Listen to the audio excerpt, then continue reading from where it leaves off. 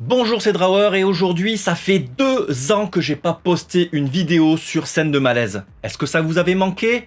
Dites-moi dans les commentaires et j'en ferai plus. Aujourd'hui, scène de malaise pas du tout spéciale, je vais vous parler de films un petit peu en vrac qui provoquent du malaise dans leur scène. Bon, c'est dans le titre, hein, quelque part. Et puis bon, on commence tout de suite. Le premier film dont je vais vous parler est The Hunt, réalisé en 2020 par Craig Zobel, qui est un film que j'aurais carrément pu mettre dans mon top 2020, mais non. Il y avait trop de choix et il fallait faire des choix, la vie c'est des choix. C'est un film dans lequel il y a une chasse à la femme, et c'est très what the fuck, et il y a une héroïne giga badass qui essaye de survivre face à ses assaillants. Et à un moment, il y a Hilary Swank, on sait pas d'où elle sort et elle pointe le bout de son menton pour faire de la bagarre, c'est assez hallucinant.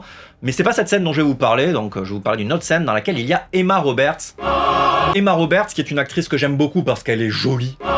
Puis qu'elle a joué dans Scream Queens, qui est une série assez sympa, qui est assez méta sur l'univers du slasher. Alors bon, c'est pas la meilleure série du monde, hein, mais bon, ça vaut le coup d'œil. Donc dans cette scène, Emma Roberts débarque sur le champ de bataille et on se dit putain c'est trop cool, il y a Emma Roberts, moi je l'avais pas vu au casting et tout, j'avais pas regardé spécialement le casting. Je fais bon bah c'est cool, on va passer un bon moment visuel en tout cas, et elle va crever beaucoup trop rapidement. Et donc toi t'es là, oh putain mais non, ça commence à peine. Et ça j'aime bien quand t'as une actrice un peu célèbre, un acteur ou une actrice assez célèbre et que tu te dis putain c'est cool, on va la voir pendant tout le métrage, et que bam,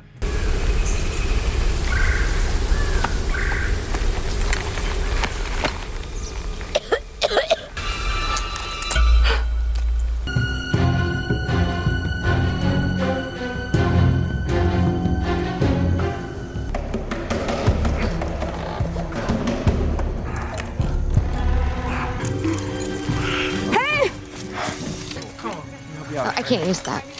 Can you do this? Yeah? You can squeeze the trigger there. That almost hit me.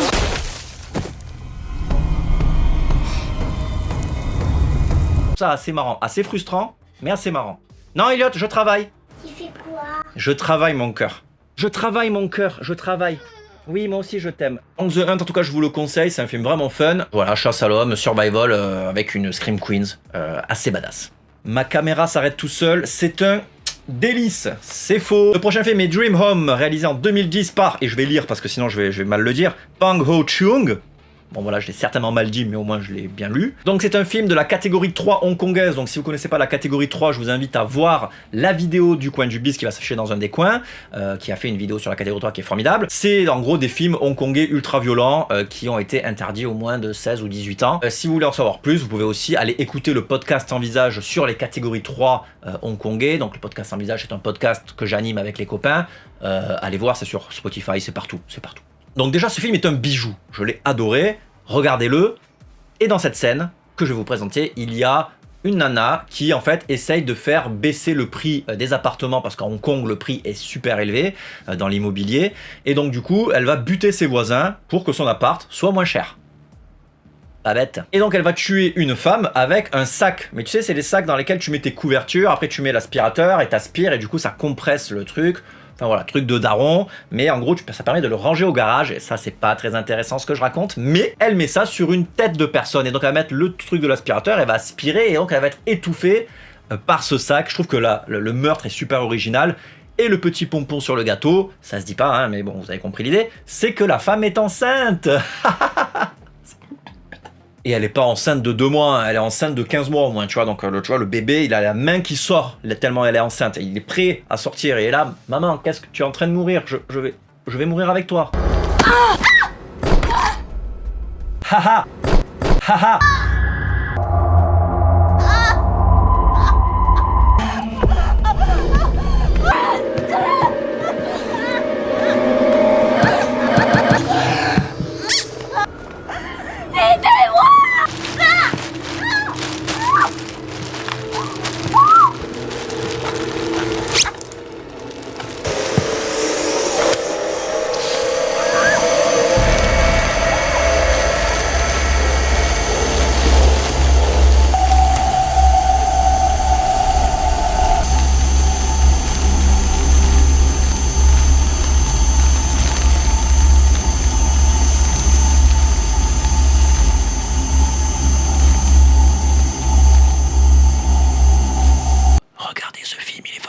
Le prochain film est un film de Jim Hosking réalisé en 2016 et c'est The Greasy Strangler. Alors ce film, pareil, formidable à regarder entre amis. Moi je l'ai découvert au festival du NIF à Neuchâtel en 2016 je crois.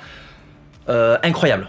Incroyable. Alors c'est très what the fuck, il faut être avec des copains pour le regarder, sinon tu vaut même s'alcooliser un petit peu plus, ça aide, parce que c'est vraiment complètement éclaté, pas éclaté dans le sens nul, mais éclaté dans le sens c'est un peu foufou. Le mec n'a pas le vocabulaire des jeunes, le mec dit les jeunes, le mec est vieux, le mec parle de lui à la troisième personne, le mec digresse. Donc c'est l'histoire d'un gars qui est un meurtrier, mais qui s'habille en tenue de meurtrier plein de graisse. Il est rempli de graisse, c'est un homme graisse, c'est un homme graisseux.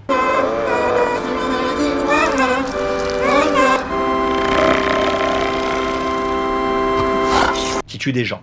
Il se trimballe tout le temps à poil quand il est en civil. C'est malaisant. C'est génial. C'est un film produit par Elijah Wood, je crois. Il a une boîte de prod de films d'horreur. Et la scène que je vais vous présenter, c'est une scène de malaise pas spécialement horrible dans le sens gore, visuel, viscéral, mais le malaise est palpable dans le texte. C'est un gars qui essaye de convaincre une nana pour avoir des relations sexuelles. Et il le fait en forçant à peine.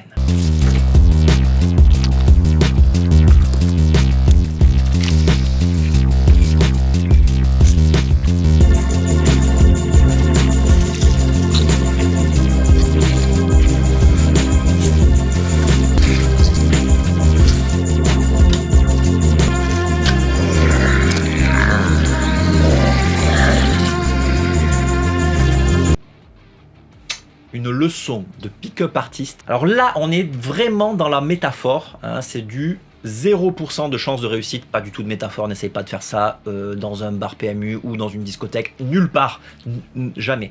Le prochain film, c'est Excision. Alors déjà, le titre, il fait rêver. Réalisé en 2012 par Richard Bates Jr., qui est un réalisateur que j'aime beaucoup, qui fait plein de films un peu indé, mais dont personne ne parle. Enfin, en tout cas, on n'en parle pas assez. Regardez Trashfire. Putain, je vous en ai déjà parlé 1000 fois, mais regardez Trashfire. Regardez Trashfire. Je sais pas si je l'ai assez dit. Regardez Trashfire. C'est un film d'horreur avec des actrices porno. Alors moi, le porno, très peu pour moi. Non, c'est faux, j'en regarde.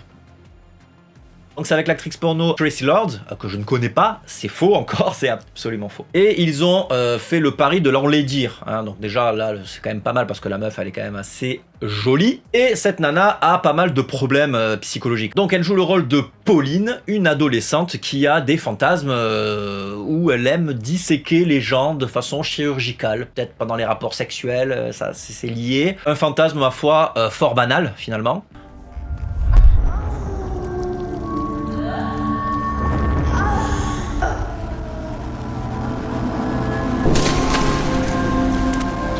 Et donc la scène que je vais vous montrer est une scène dans laquelle elle perd sa virginité pendant les règles et elle va faire un cuni à son copain. C'est l'inverse, car une femme ne fait pas de cuni à un homme. Enfin, pas que je sache. Cordialement, la rédaction. Pendant ce moment-là. Et là, le copain, il est pas bien, parce que c'est pas très sport de faire ça. On prévient avant. Si vous aimez, c'est une bonne initiation au rite de vampire, mais sinon, non.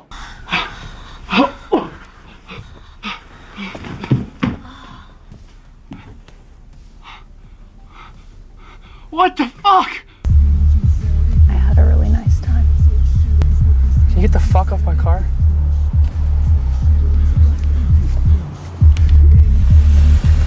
Bon, vous l'aurez compris, la fille est complètement zozo et dans le film, elle nous en fait plein d'autres, des trucs comme ça.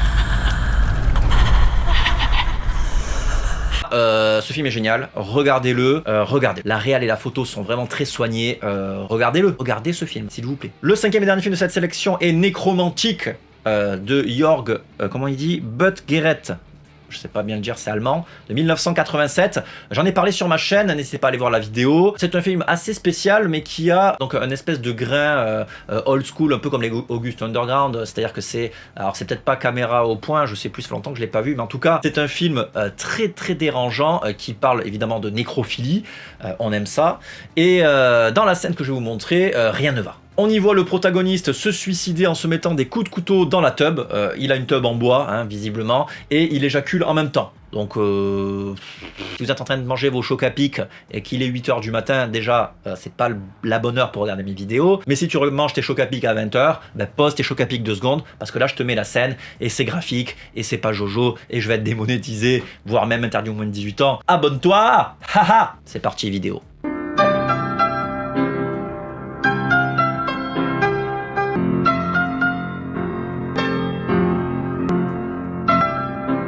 Donc là on est sur une vraie ambiance glauque, hein, on peut pas être plus glauque, le film est vraiment a une certaine poésie quand même, et puis surtout il est ultra intéressant et généreux en graphique, on va dire gore, et puis surtout il est très indépendant, il a un très petit budget, et donc il vaut le coup d'œil à regarder entre amis évidemment, pour passer un bon moment entre nécrophiles. Je sais pas si j'aurais dû dire ça finalement, parce que... Voilà, cette vidéo est terminée. N'hésitez pas à me mettre dans les commentaires des scènes dérangeantes que vous voulez que je mette dans des prochains épisodes. Si vous avez envie que je fasse de prochains épisodes, ben, n'hésitez pas à vous abonner et mettre la cloche, parce que sinon vous n'êtes pas tenu au courant.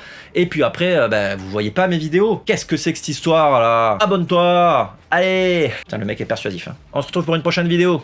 Bisous.